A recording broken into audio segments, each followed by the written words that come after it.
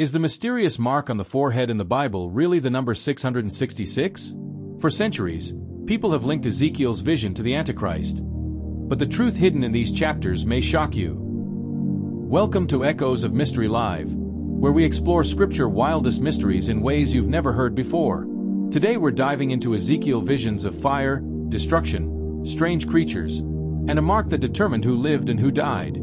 So grab your seat, because this is one of the Bible's darkest rides. Before we move on, ensure you subscribe and hit the notification bell for more video like this.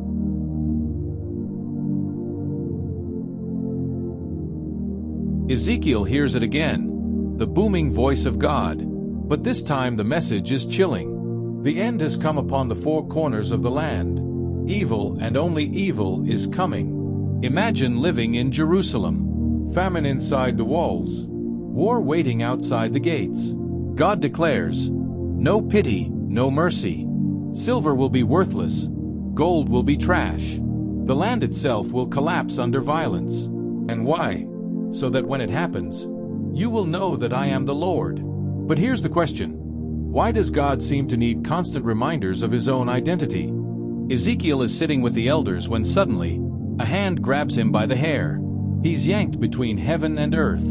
There, he sees God's glowing loins, burning like amber fire.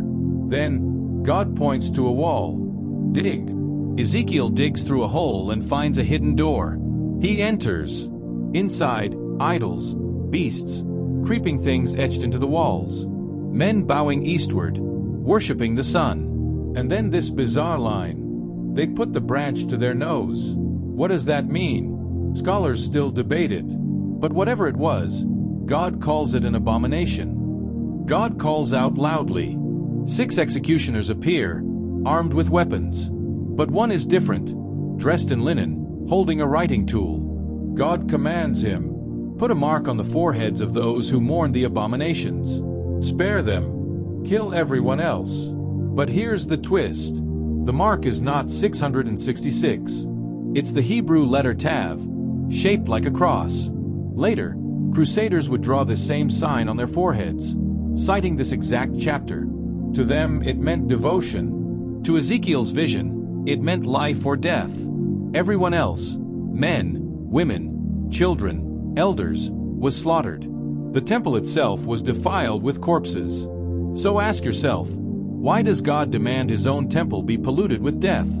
Ezekiel looks up, and what he sees is stranger than any dream. A sapphire throne shines in the sky. For creatures appear, each with 4 faces. A man, a lion, an eagle, and a cherub. Wings spread. Wheels turn inside wheels, covered in eyes. And a voice cries out, "O wheel!" The man in linen scatters hot coals over the city. The creatures lift the glory of God and carry it away.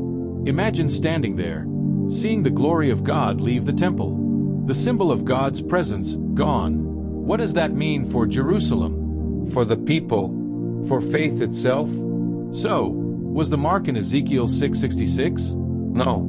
It was older, stranger, a letter, a cross-shaped sign. But here's the deeper question.